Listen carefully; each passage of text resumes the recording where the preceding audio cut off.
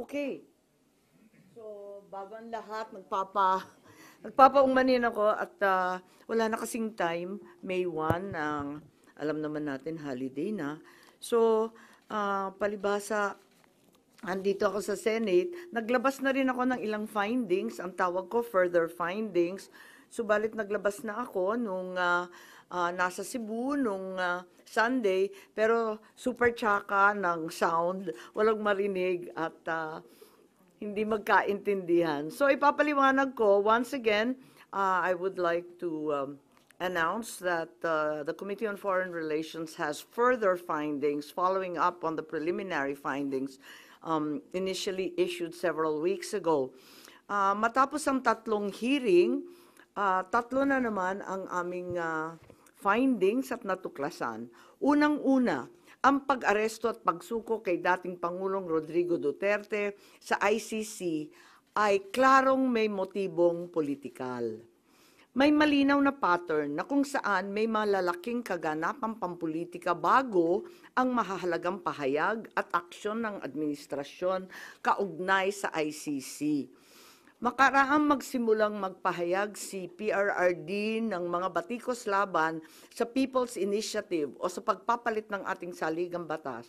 Sumagot ang ating Pangulo na ang Pilipinas ay isang open country at kikilos lamang ang gobyerno kung may illegal na gagawin ng ICC. Ngunit matapos dumalo si dating Pangulo sa pagdinig ng Quadcom noong 11 November 2024, sumagot ang ating Executive Secretary na maaring makipagtulungan ang mga lokal na otoridad sa Interpol kung hihingi ng tulong ang ICC. Biglang nagbago ang tunog ng gobyerno. Matapos kumambyo ang ilang pro-administration congressmen tungkol sa impeachment labang kay VP Sara dahil sa napakalaking peace rally ng INC noong Enero 13, bumalikwas ang administrasyon sa pamamagitan ng pagkatha ng Oplan Tugis or Operation Pursuit sa Ingles na rineport ng New York Times kasunod ng pahayag ng kalihim ng katarungan na bukas ang administrasyon makipag-usap na sa ICC tungkol sa ilang pamamaraan ng kooperasyon. Maliwanag ang pag-aresto kay dating Pangulo ay bahagi ng malawakang pagsisikap ng gobyerno na pabagsakin ang mga Duterte bago mag-2028 election pa. Ang unang malinaw na pagtangka upang pabagsakin ay sa pamamagitan ng PI na magsilbing panimula sa pagbabago ng probisyon ng ating konstitusyon para hadlangan makabalik sa 2028. Nang mabigo ito, nagmadali na siraan ang pangalan ng mag-ama. Noong Mayo 2024, sinimulan na ng Kongreso sa Committee ng Human Rights ang pagsisiyasat tungkol sa EJK, pinalawak noong Agosto 2024 at doon na nagmula ang pagbuo ng Quadcom.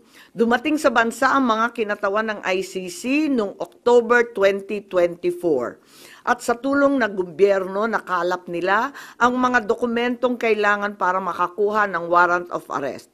Samantalang nagsagawa ng sarili nitong investigasyon, ang DOJ naman hinggil sa EJK noong ika-4 ng Nobyembro sa pamamagitan ng kanilang Memo 778.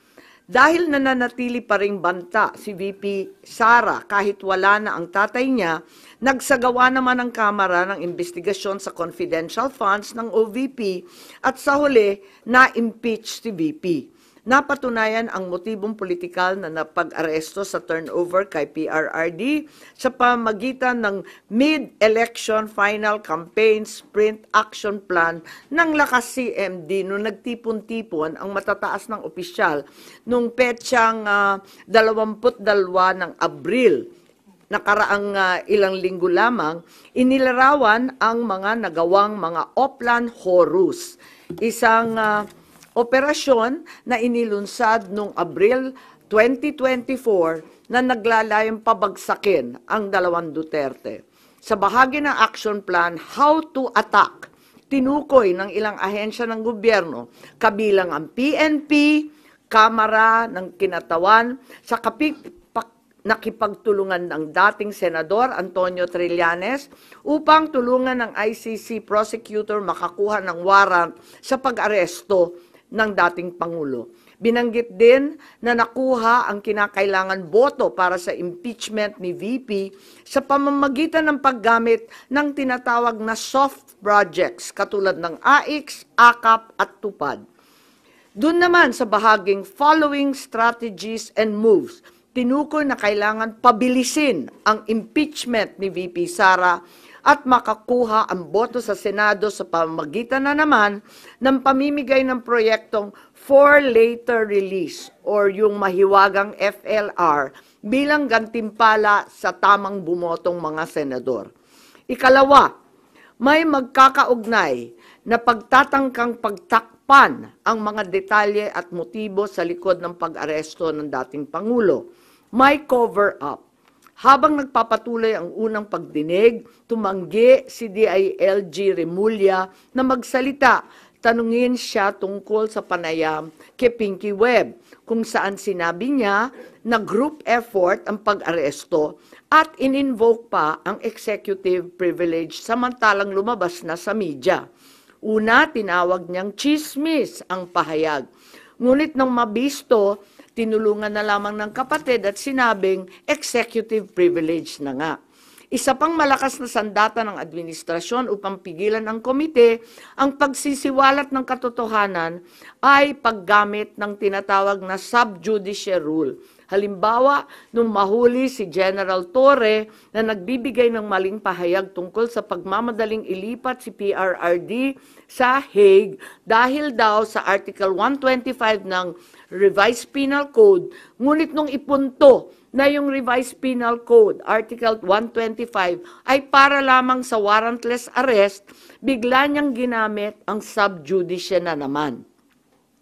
Isa pang indikasyon sa pagtatakip ng administrasyon ay ang blanket invocation ng executive privilege ni Executive Secretary Bersamin upang pagbawalan lahat ng opisyal ng ehekutibo dumalo sa ikalawang hearing noong 3 ng Abril.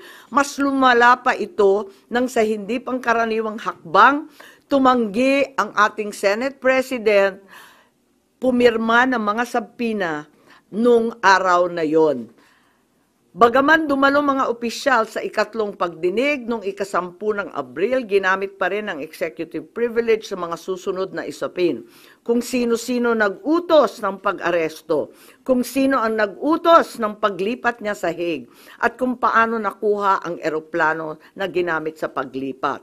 Hindi nagtapos ang cover-up sa pagdinig dahil alam din natin na matapos yon pinalaya si Ambassador Lacanlilao at hindi na naman pinirmahan yung mga sabpina. Matapos ang pag-aresto kay PRRD, lumakas ang pro-Duterte sentiment at bumagsak ang trust rating ng administrasyon. Ayon sa isang mapagkakatiwalaang source, naglunsad na ngayon ang administrasyon ng isang communication plan upang ilihis ang atensyon ng publiko patungo sa mga issue ng West Philippine Sea at di umanong disinformation ng mga tinatawag na China trolls ng kanilang embassy. Kaya asahan natin na ito ang magiging balita sa mga susunod na araw. Hindi inaasahan ang political backlash sa pag-aresto sa dating Pangulo, kaya ngayon sinusubukan nilang kontrolin ang sitwasyon sa pamamagitan ng pag-focus sa West Philippine Sea, pagsisi sa China, at sa huli ay iuugnay ang pagtaas ng suporta kay Duterte sa sinasabing kampanya disinformation ng China. So una, may duda tayo na politically motivated. Ikalawa, whole of government ang nagamit dito na talaga naman comprehensive itong planong ito. At ikatlo, ang mga posibleng managutan ng criminal and administrative charges. At iminumungkahi namin na imbestigahan ng Office of the Ombudsman ang mga sumusunod. Una, si DOJ Secretary Remulla Boying maaring managot sa violation of RA 3019 anti-graft and corrupt practices for sanctioning an invalid administrative arrest against the former president in contravention of the ruling of the Supreme Court in the 2023 case of immigration versus Juan Wenle. Maliwanag na napakadaming kondisyon, kwalifikasyon at requirement na isinaad ng ating Korte Suprema doon. Ikalawa, usurpation ng DOJ ng judicial functions. Kahit hindi sila korte, naghahatol sila na halos sila ang naging husgado. Ikatlo, grave misconduct and conduct prejudicial to the best interest of public service. Ikalawa, baka managot din si General Romel Francisco D. Marbil, ang Chief PNP, sa arbitrary detention, Article 124 ng Revised Penal Code.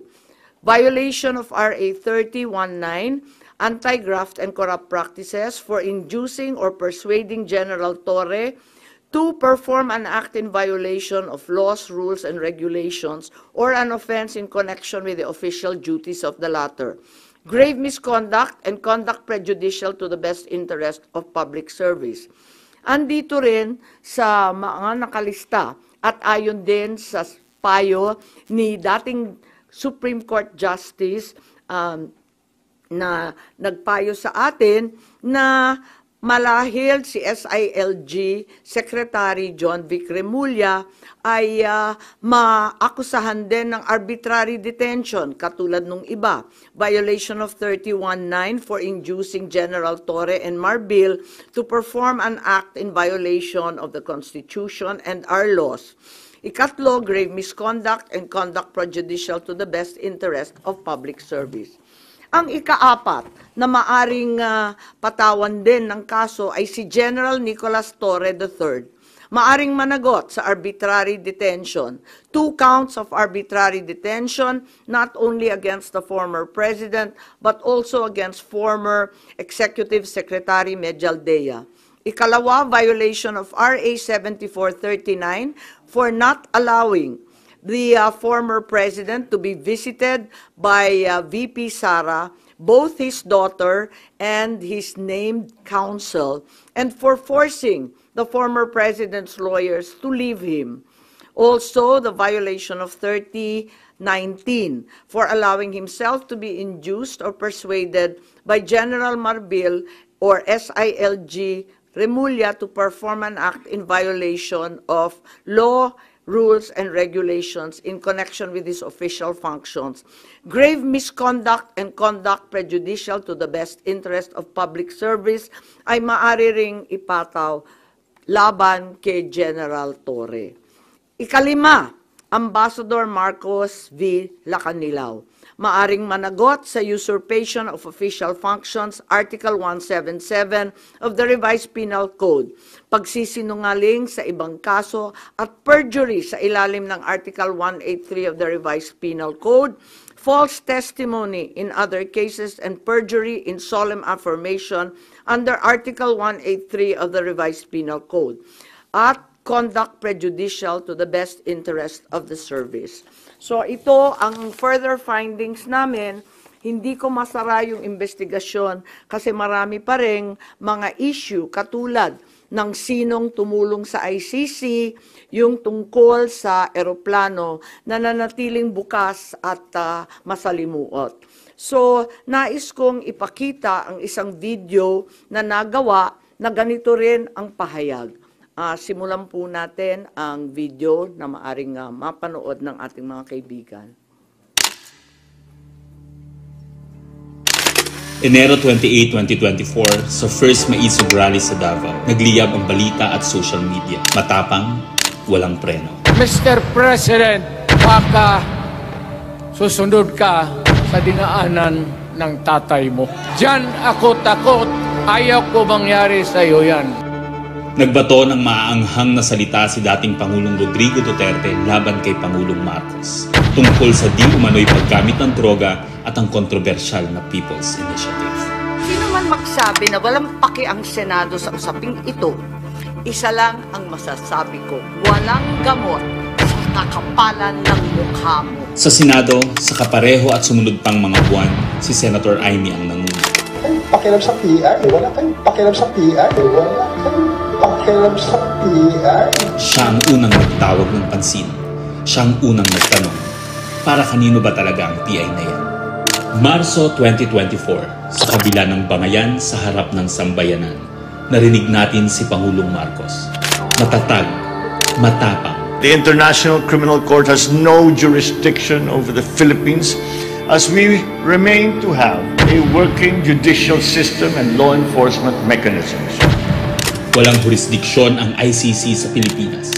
Sa sabong, nagpagpag siya ng balahibo. Ang hindi natin alam, paghupa ng alikabok ay nagsimula ng ilatag ang plano para muling sumagi sa ICC. Kaya pagtungtong ng Mayo, tahimik ngunit mabilis ang galaw. Isinumite ng DOJ ang legal brief para sa posibleng pag-aresto kay FPRRD. Isang pagtataksil na walang nakapansin. Hunyo, pumutok ang balita. Nagbitaw si VP Sara bilang DepEd Secretary. Tendered my resignation as the Secretary of Education effective July 19, 2024. Isang babae ng tapang ngunit walang nagawa dahil sa likod ang tama. Agosto, isinagawa ang unang Quadcom hearing laban kay FPRRD habang inuusig ng COA ang confidential funds ni VP.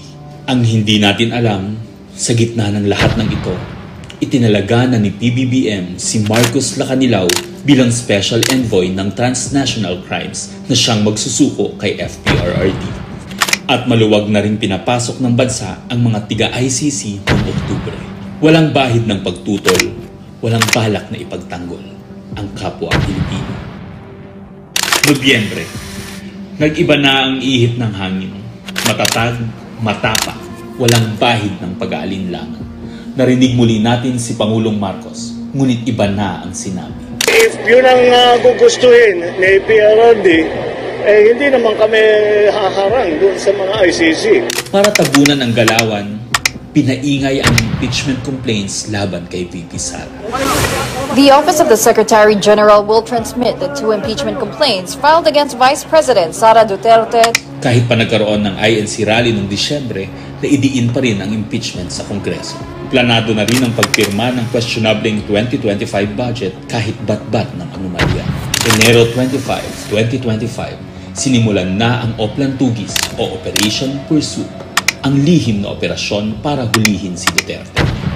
Pagsampa ng Pebrero, nag-apply ng arrest warrant ang ICC prosecutor. Isang tahimik na pag-uusig habang tayo'y pinaiikot ng mga rally at press release.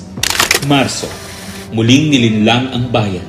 Humingi daw ng 60-day extension ang DOJ para sa EJK report noong Marso 6. Pero ang totoo, nakabinbin na ang arrest warrant mula sa ICC chamber Marso 7 hanggang 10. Ang hindi natin alam, Marso 11, 2025, sa kanyang pagbalik sa Pilipinas, hindi pa man bumababa ng eroplano si FPRRD, isinagawa na ang pag-aresto. Maingay ang paligid, magulo, pero ang dating Pangulo ay nanatiling kalmado. Isinakay siya papuntang The Hague alas 11 ng gabi. Kasama sa eroplano si Marcos Lacanilao, ang nagkanulo, ang nagsuko. Pero kanino ang sisi? Sa mga utusan o sa nag-utos? Managot ang dapat managot, nakalatag na. It's a request to the Philippine government from Interpol enforce the arrest warrant. And we have commitments to them. Ayaw nila ipagpatuloy ang pag-iimbestiga. Maliwanag na ang buong administrasyon na ito mula sa pinakataas hanggang sa galamay. Nagplano. Ikaw ho ba nagplano ng lahat ng ito? Hindi naman. It was a group effort. Secretary Chudoro was there, Secretary Anyo was there too, and the President and I. Nagsakatuparan.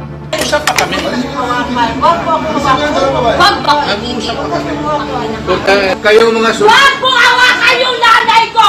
Nagkagulo. Wala tayong magawa dahil mismo ang gobyerno. Nagtakpanan. Mamili ka. Kapag warrantless arrest, edi may period. Kapag may warrant, walang period. And I'm being cautioned by the DOJ, ma'am, that it may be sub judice already to discuss that because of the habeas corpus pending in the Supreme Court. Ngunit lumabas ang buong katotohanan. Ganito pala ang bagong Pilipinas. Hindi man lang natin alam. Tahimik ang pagtataksil. There was no red notice and what was issued was merely a diffusion. Tahimik ang pagwasak. Paliwanag mong maigi, representative ka ba ng Pilipinas or representative ng Interpol? Pipili ka lang. Nirepresent ko po ang Interpol NCB Manila. So mali itong papel na to. Harapan ang pagtalikod.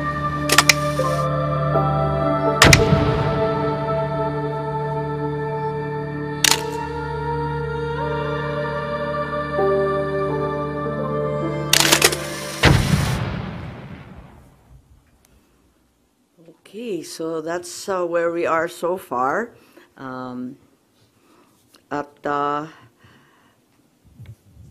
Mahirap hindian ang sinasabi sa bidyong yan na may isang malawakang plano na may kinalaman sa politika at sa 2028. Yun.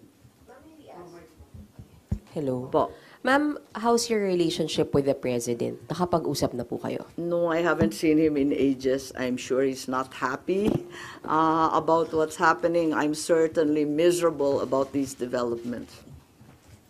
Sinasabi niyong plano ng gobyerno, pinlano ito, politically motivated. You think PBBM allowed this po? Hindi ko alam, inako ni SOJ Boying Remulla na siya nag-utos. Ngayon hindi ko alam kasi sa isang banda, masasabing alter ego ang bawat membro ng kabinete. Sa ibang banda naman, kusang ginawa ni Secretary of Justice. May pinaimbestigahan kayo sa Office of the Ombudsman, so i-furnish niyo sila ng copy ng findings ninyo, ma'am? Yes, definitely. Papadala natin doon. Dahil, as we know, this is only in aid of legislation at may mga legislation na rin kaming naiisip hinggil sa mga usaping ito. Kailangan i-forward na namin sa iba't ibang korte.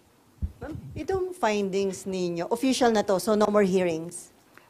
Hindi ko pa alam. Ang tawag ko nga further findings because I'm not certain that we can close this. There are also allegations that, first of all, several weeks ago, a draft was mooted involving a warrant of arrest of 5 police officers, including Senator Ronald Bato de la Rosa. Of late, there has been a rumor, once again, that the Vice President will, in fact, be issued by the ICC a warrant immediately. So, alam natin na si VP Sara ay nandun sa listahan. Pero alam ko na nasa ibaba siya, no? Doon sa mga pinangalanan. Ngunit, ilang araw nakalipas, may mga report na siya na ang uunahin. Where did you get this information, ma'am? Nasusunod si VP Sara na arestuhin? Uso naman ang chismis ngayon. Chismis rin po. Meaning, no credible source, ma'am? Not yet. A few incredible sources, but nevertheless, we have to pay heed. And let me make it clear, I will oppose that warrant with everything I have. Foremost, the administration has said time and time again through the President himself that the ICC has no jurisdiction in the Philippines. Therefore, any warrant of arrest by the ICC cannot be enforced in this country for lack of jurisdiction. It is nothing, that warrant from the ICC, but a mere scrap of paper. Walang bale yun. In addition, there's no basis for the Philippine government to cooperate with the Interpol in enforcing an ICC warrant. The mere fact that a void warrant is transmitted through Interpol does not make it less void, does not make it valid. At ikatlo, as the hearings have established, the circumstances surrounding the investigations of the ICC in this country, the incidents leading to the issuance of these ICC warrants, and the enforcement of such warrants are politically motivated and really are in violation of Article 3 of the Constitution of the Interpol itself, which prohibits the Interpol from participating in any intervention or activity of a political character. Ma'am, sabi niyo, you will do everything para harangin sakaling magkaroon na rin ng arrest warrant laban kay VP Sara. Ano Well, po mga action ang gagawin niyo? Wala tayong balak na isuko ang soberanya ng Pilipinas at ibaliwala ang ating husgado. So hindi baka maireklamo kayo ng obstruction of justice just in case? Hindi ko po alam. So ano mga action ang gagawin niyo, ma'am, para harangin sakali? Iniisip pa kung anong kailangan gawin dahil tulad nga ng sinabi ko, haka-haka pa lamang ito. Ngunit sa nakita natin sa mga nakaraang 2 taon, itong mga haka-haka, duda, suspecha, madalas nagiging totoo. So may mga preparation na rin si VP Sara dyan sa chismis na natanggap niya, ma'am? Marahil po. Pero yung warrant na paparating para kay Senator Bato and other former police officials, credible na po yung source nyo dun, ma'am?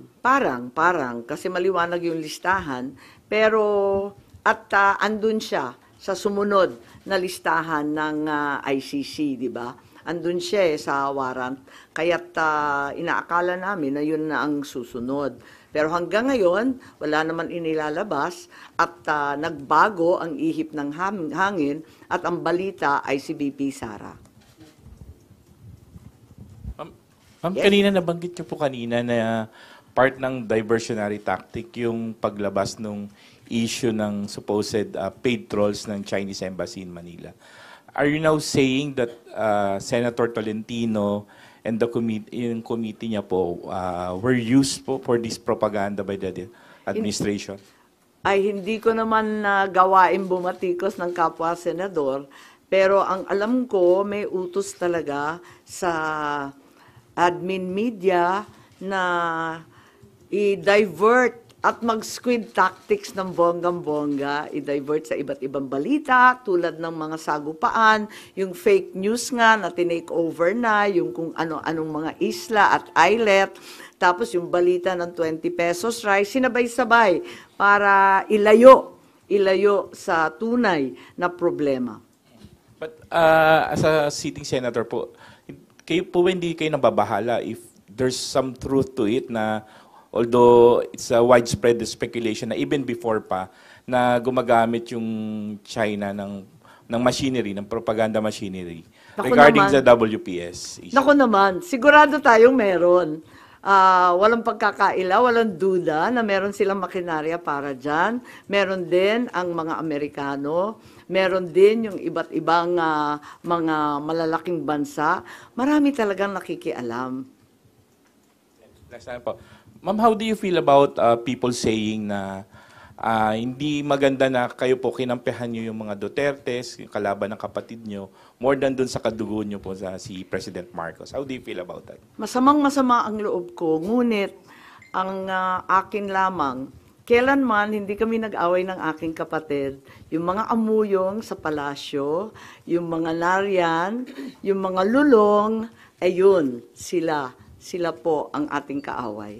At hindi ko naman kinakampihan ang isang panig laban sa isa. Ang pinapanigan ko lamang ay ang soberanya ng Pilipinas na isinusuko natin.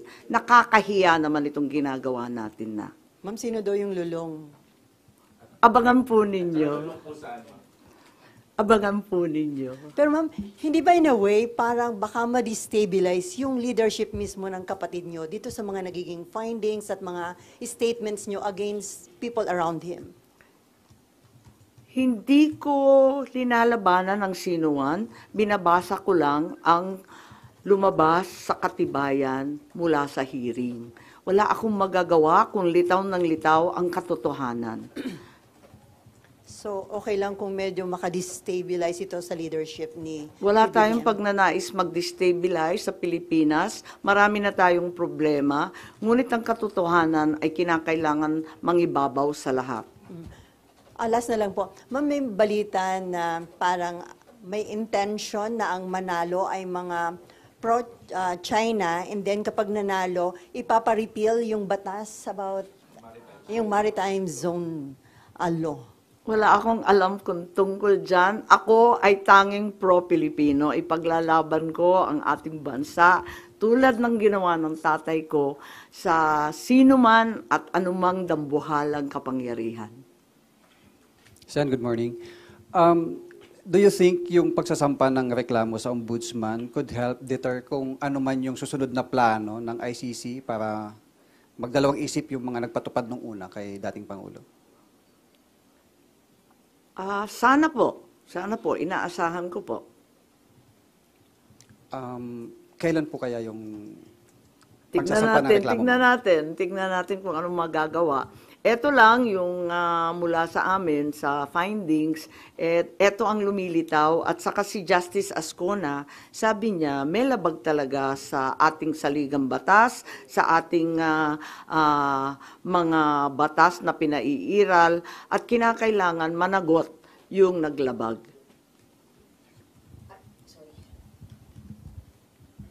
Ma'am, balikan ko lang, yung warrant, ICC warrant to, ma'am, no, yung narinig nyo para kay VP Sara. When is this coming out? Chismis nga lang kaya walang name and date.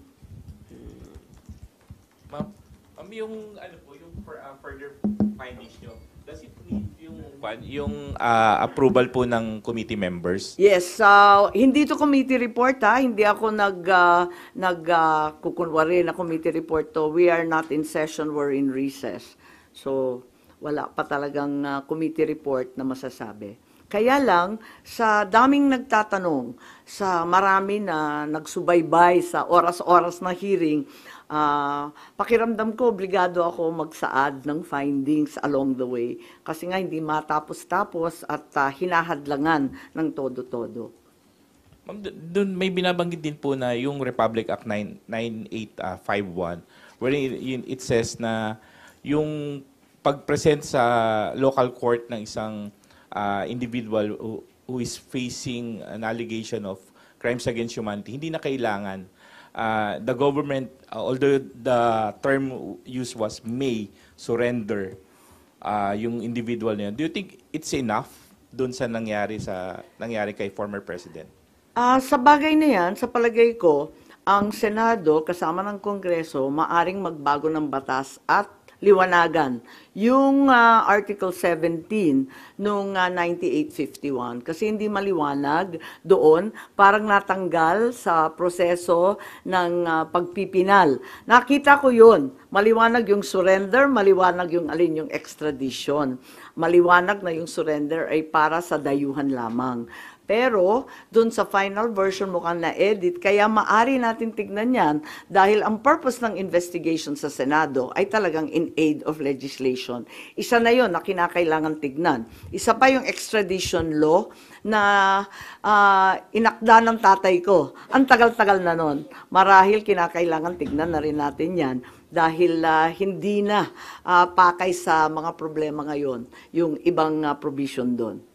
Since it's not yet amended yung binanggit niyo po na Section 17, that's still existing. Hindi po ba enough to justify what happened during yung March 11 arrest? Kapag hindi maliwanag ang isang bagay, binabalikan yung debate sa Senado, yung transcript at saka yung contextual analysis ng mga pahayag ng ipinasa, rinipaso yan. At maliwanag dun sa original na talagang yung surrender ay para sa dayuhan lamang.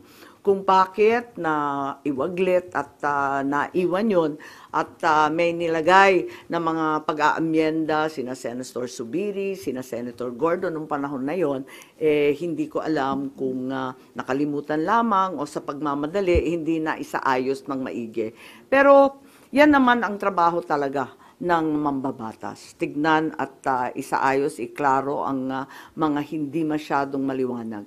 Ma'am, pareak lang dito. Yung kay Pangulong Marcos po tsaka VP Sara na trust and performance rating, kay Pangulo po 60% trust, 59% performance, pero it represents a decline po since nung fourth quarter ng bansa. Habang kay VP po, tumaas po siya ng 9 percentage point.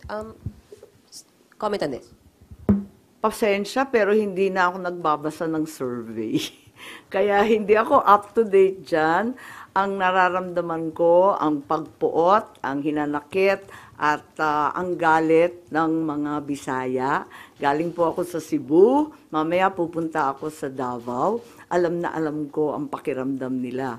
Ngayon, kung ganito rin ito sa Luzon, ramdam ko sa Manila, hindi ugali ng Pilipino ang pang-aape sa matanda na may sakit. Hindi natin gawain yan. So, you mean yun yung dahilan bakit bumaba yung survey ni Pangulo? Hindi ko alam. Tulad ng sinabi ko, napakaraming survey ngayon na kung tutuusin, kinakailangan na siguro i-supervise, i-control ng COMELEC kasi grabe na ang mind setting, brainwashing, and laying the predicate, ika nga.